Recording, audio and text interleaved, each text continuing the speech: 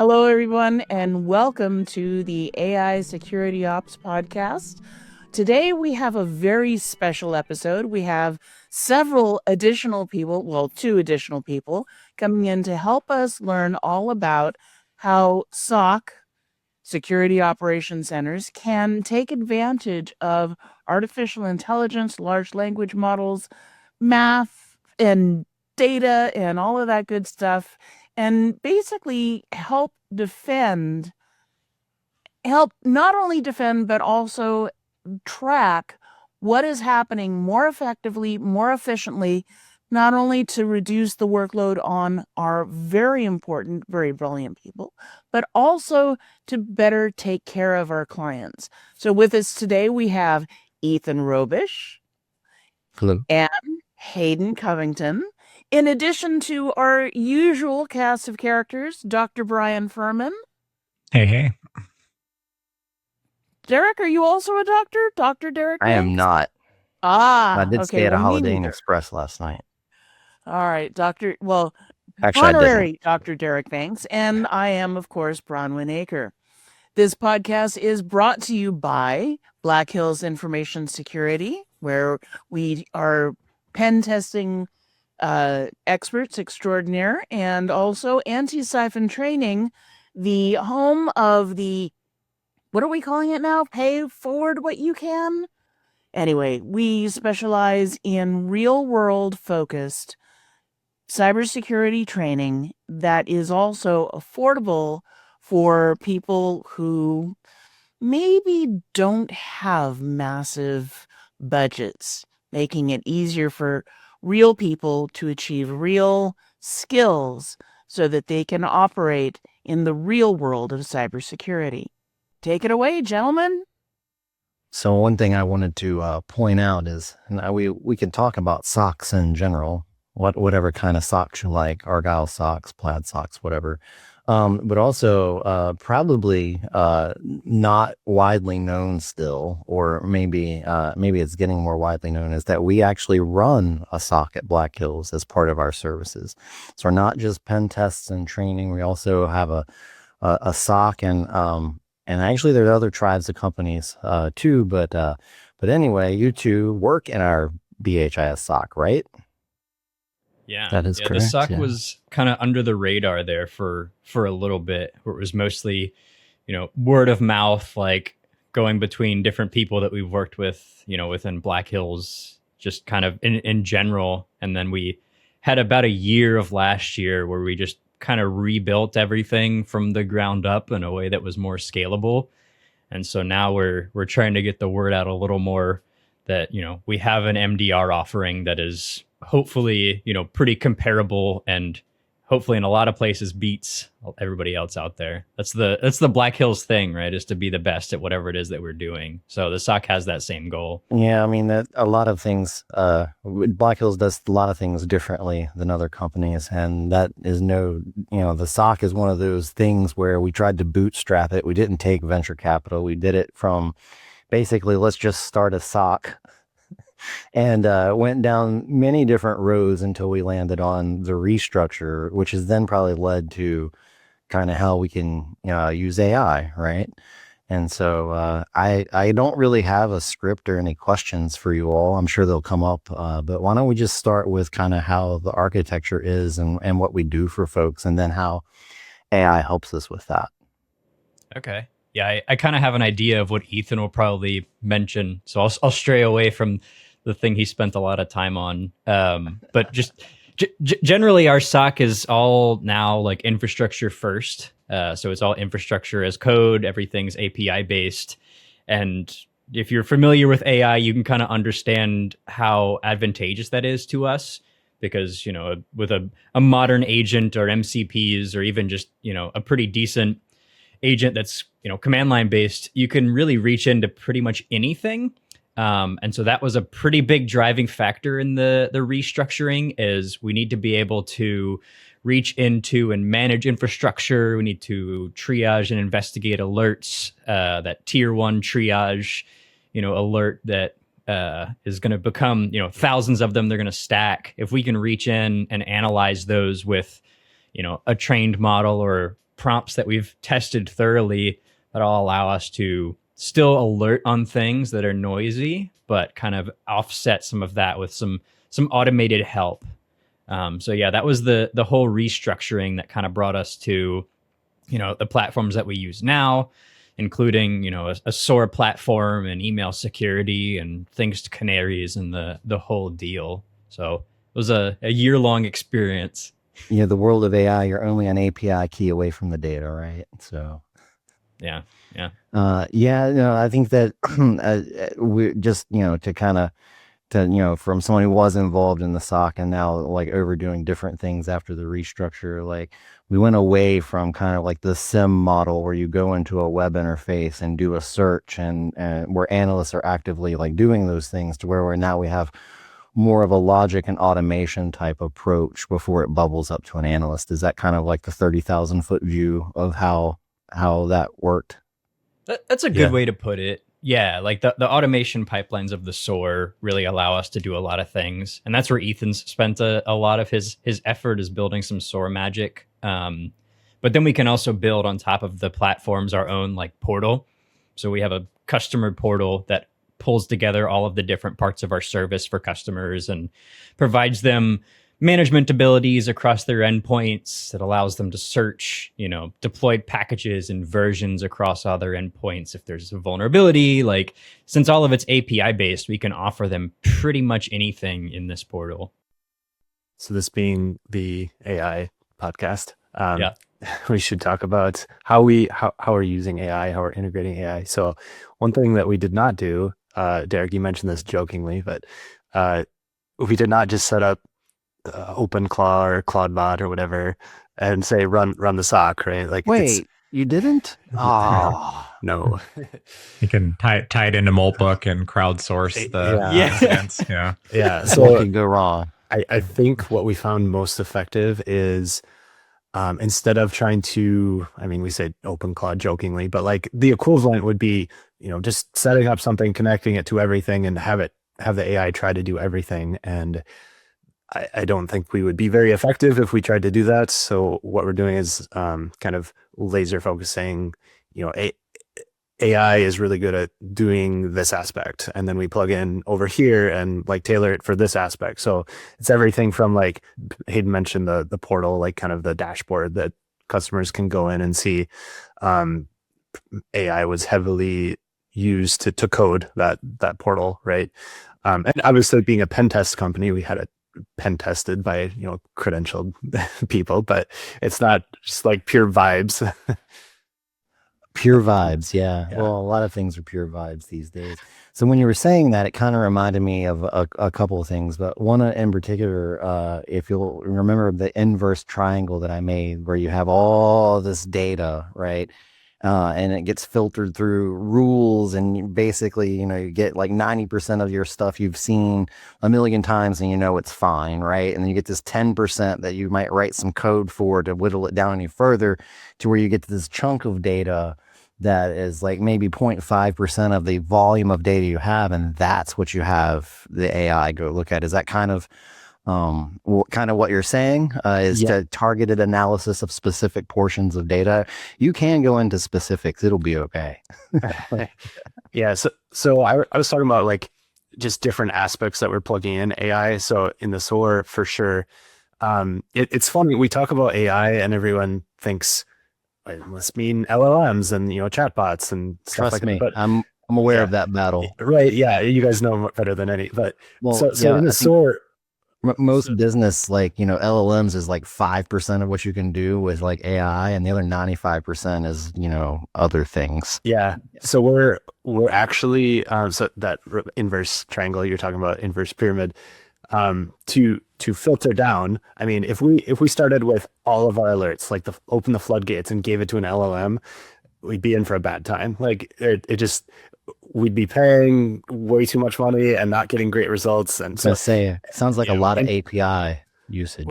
We're at like tens of thousands or hundreds of thousands of alerts a day, right? Like kind of volume. Yeah. And we can't also just send those to people. How do we filter those down? So ironically, it's using more the traditional AI, I guess. Like the boring AI. It's like k-means clustering and like basic statistics and rolling windows, that just baseline organizations and compare against a baseline and aggregate things together. And then once something becomes a signal that kind of goes above the baseline noise floor, that's what gets escalated to both, AI triaging and our analysts looking at Yeah, I've been referring to those types of LLM techniques. triaging, I should say. Yeah, I've been referring to those types of techniques as just machine learning or statistical learning, right? The traditional enough. kind of, stuff that doesn't take a huge data center to run, maybe like NLP or classification or something like that. But you're saying clustering. Yeah, Yeah, so fair basically enough. you're using math to take Yeah. a large volume of data to make it a smaller volume of data that then you can do further analysis on. That's kind of, and I'll get the editors or the video editors a picture of my triangle. That's kind of what I was expecting, is that you have a big data problem, right? That's an internet scale data problem. And so how do you make that a smaller amount of data? And the answer is math. Yeah. And we are using the standardized LLMs too. So I think my favorite use case that I've seen from us is around like detection engineering. Like we, as a team, over the year would write something like, our SOC director says something like 50 detections a year, right? Which is a pretty decent number. We're doing roughly one a week. And as you're buried in SOC alerts and restructuring, like that's okay. It needs to be higher. So that was one of the first. You're talking about like previously in our SOC. Previously, yes. 50 out a year. Yeah. Roughly 50 a year. We'd have bursts where we did more. We'd bring in open source ones, 50 custom.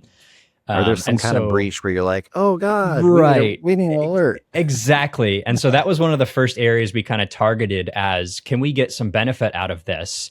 And I won't go through all the details of things we did or didn't try, but I'll tell you, like right now, we had the Notebook++ stuff drop recently about how that infrastructure was compromised and there's potential ramifications around that. So what we were able to do is take that report and then drop it into, we're a Claude shop. So we dropped it into Claude, which has a skill that researches for detection engineering. So it has a very pre-described way that it gets specific data. It looks for pre-existing open source detections around these things. It structures all this in a certain way.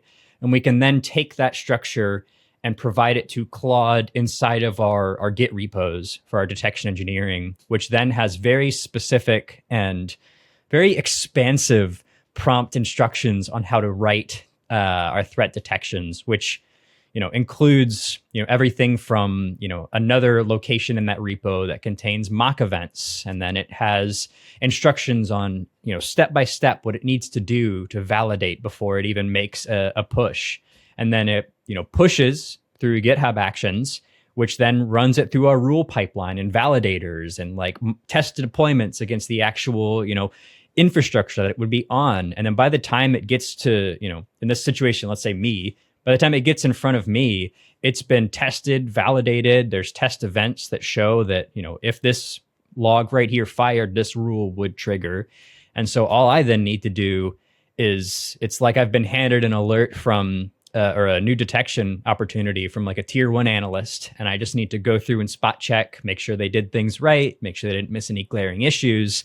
And then I can also see all of their very detailed work that they've explained all the things they did and why they made those decisions. And so I can, write a rule and it can be done in 2 minutes versus me having to go and do all these manual steps that AI is really, really good at doing predictably, as long as you tell it how to do it. Well, the predictability comes from the scaffolding code that's around it, right? Exactly. And so is all of that you described essentially in a custom skill that someone in our SOC wrote? Is it like basically a custom skill scaffolding, or is it like a multi-part kind of thing? It's multifaceted. I mean, the research thing is a skill. The actual execution of the detection engineering is very specific, like Claude MD file. And so okay. on GitHub, it was classified as a sub-agent or a specialized agent of so we Copilot. still have sub-agent or like agents in Claude. We have Yeah. skills. We have Claude MD files, and we have scripts to supplement that. Because, like you said, Derek, like the deterministic stuff, like you still need to codify and put guardrails around. Yeah. But as an example, so I just did a detection yesterday and deployed it last night. I look at it today, and I was like, this is something that can go wrong, but also I'll say why it's actually kind of cool. The detection engineer, so I had Claude write the detection. I guided it with like, hey, this is what I want it to do. And then we've got other agents that like review the detection. So it had gone through, and so I had actually made it write 2 detections, one for each different type of data source. And it kind of mixed them. So like in one of them, it was using fields that only exist in the other data source. I didn't catch it. I probably should have paid closer attention in the review. Claude didn't catch it. All of our validators didn't catch it.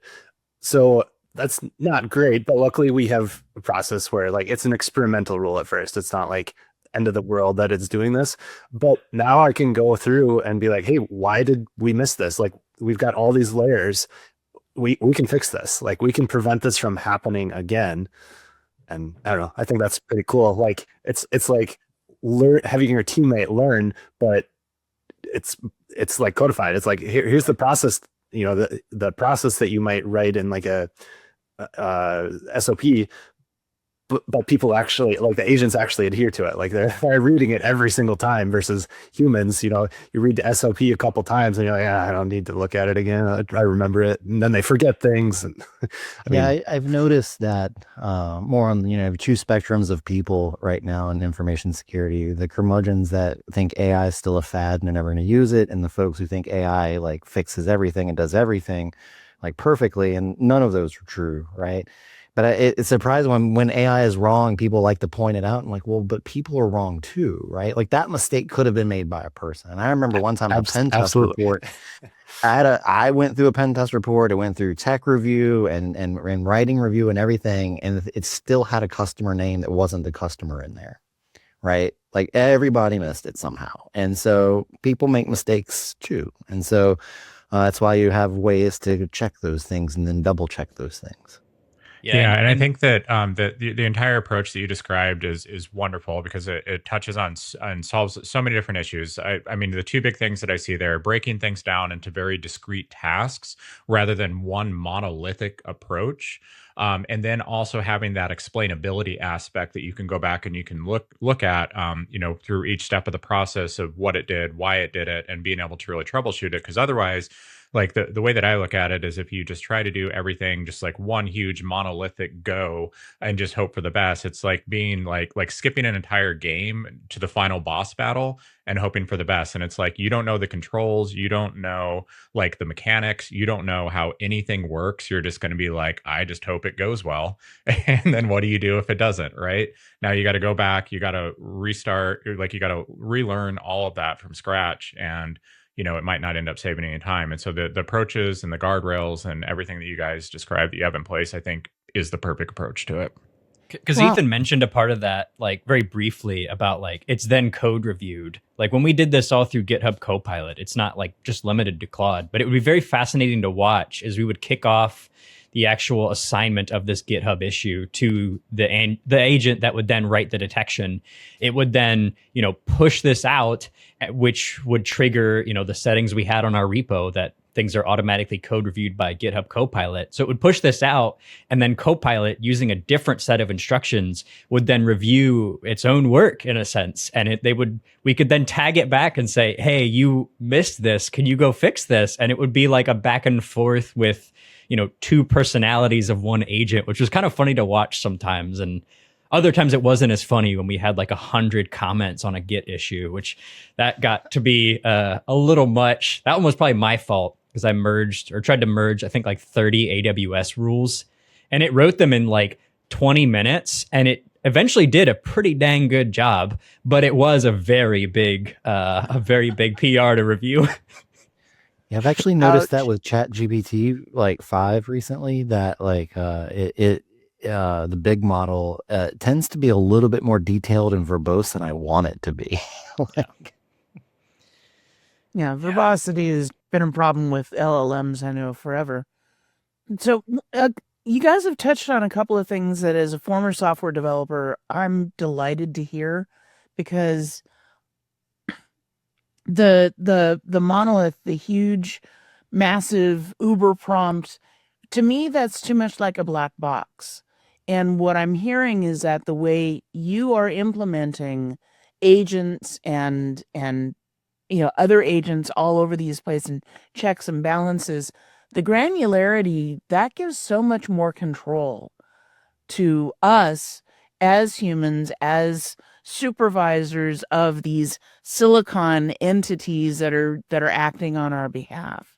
It's very reassuring to hear, because I'm also one of the big words that I know gets thrown around frivolously is accountability. And if you can't track down exactly where something broke, we're going to be held accountable for what they do anyway. And now it sounds like you've got that ability to really figure out what's going on, and the reproducibility. Oh my God. It's kind of like when I first discovered automated testing. I was so delighted. It was that was a happy Well, day.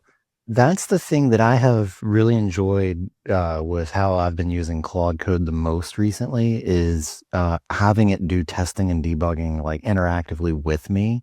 Like, and I really enjoy it. It was building a Docker container for me, and it just put itself in a loop and just would check back every minute to see if the job was done. I didn't ask it to do that. And I was like, why, thank you. I'm going to go have a sandwich. So, Well, one of my real quick, Bron, when you mentioned accountability, I love that, because when we mention AI in the security space, sometimes people get scared. They're like, okay, so you just let Anthropic do whatever. Great. Love that. But sort of what we've tried to push in the SOC is very much like, if you ask an agent to do some work, you are effectively signing off on this work as your own, and you are going to be held accountable if it is in any way incorrect. And so, you have to, it's any, like anything else, it's a tool. And so you use this agent as a tool to complete some work. If I were to perform a test and use name a tool, and I do it wrong in some way, that's my fault. So if I'm using an LLM or an agent or whatever for this work, and I push this work and it breaks something, that's on me. so, what I'm saying in my training class, like up front, is like you should look at the current capabilities of AI as a super powerful intern Yes. that is really talented, but also still needs a lot of supervision. Yeah, definitely. I usually say it's a drunk intern. Yeah, that was like 2024, but like It depends on your temperature 2025, setting. like it was getting better, and now it's like hungover the next day, right? Like, Yeah. Well, it's has good hits, moments of brilliance, and then it well, has some really creative bad misses. I will say that I don't know, y'all probably heard this. I don't know what kind of other like AI podcasts and stuff y'all listen to, or if at all, but I listened to a couple of different ones, and the general consensus seems to be in the AI community is that somewhere in November or December of last year, we kind of turned a corner, and things are different now, specifically with Claude Code and the latest Opus model, which I hear they have another one potentially coming out real soon, which is Yes. okay, So right? excited for that. Yeah, and so, but I kind of feel like too, yeah, the model's great, but using open code with Chat GPT 5.1, I really think it's the iterative agent that is kind of the groundbreaking thing. And so, but I feel like the 2026 is going to be the year of everybody figuring out that these iterative agent type technologies are really powerful. And again, it's the scaffolding code, not necessarily the model. So I know that we have a time constraint for Ethan. Do we want to give him the floor so that he can talk about some of the coolness he's been working on? Absolutely. I mean, I think I just did, but I'll take. So one thing that I have kind of realized, like in the last few months, getting more into AI is like, from the outside, like getting started, it seems kind of like intimidating. You hear people having all these success stories of, yeah, it's just magic, it's doing the thing. and then you go try it, and it's like, you're basically trying to one shot everything at that point, like when you first start. And I'm reading a book that's actually pretty good. It talks about the impressive demos of like, hey, you can one shot an application. The ones that it like knocks out of the park are ones that are all over its training data set. Like everyone has written a to-do list application in every single language. Like it can one shot it because it's seen the whole project already. It's not figuring it out on the fly. If you have to try to one shot, something more complex, something unique to your situation, it's probably going to fail. And I think the key is to get like incrementally. You don't just go from like, I try to one shot everything to having all these guardrails in place and having, it plugged in umpteen different ways and doing individual tasks. Like start incrementally. And once you get to a point where you've got the scaffolding set up where you can tell it like, okay, here's my unit tests, here's my, hooks that, check things every single time that the code runs. Like every time you find a mistake, you can tell the AI, say, hey, here's the mistake, or here's what happened that I don't want it to happen. Like, look at our scaffolding, like figure out how to fix that so it doesn't happen again. Or you can give it ideas to improve. It can start improving itself, obviously, with your guidance, but that's where it starts to snowball. You roll down the hill and your snowball gets bigger, and all of a sudden, like, you look back up and you're like, oh, wow, It became an avalanche. Yeah. And no one's going to share like the failure stories, or those failure stories aren't going to get as much traction either. Like it's much better to share like a tweet about how like AI one-shotted whatever this app is that this person just put together. And here it is on GitHub. Also, here's my, all my donation links and everything. Like they're only going to share the things that make them look good. Yeah, Ethan, what's the name of that book? It's vibe coding, which, okay. So my first thought, and probably other people's thought, a hardcover book like on AI, something that changes like fundamentally week to week, that seems ridiculous. Like, why waste my time? Oh, is this the Gene Kim one? The thing that got me was it's written by Gene Kim, which is author of the Phoenix Project. Yeah. And Steve Yegi, which I hadn't heard of him, but like just reading his blogs and stuff, like he's kind of like on the forefront of AI. I'm gonna have to like go read this LLM book. usage, I should say. On my flight out to Denver on Sunday, So, I'm gonna start reading this I haven't book. finished the book, but so far, like I've gotten a bunch of good things from it. It seems like, broadly applicable. I mean, maybe in 5 years it looks very different, but like I'm learning some good things from it.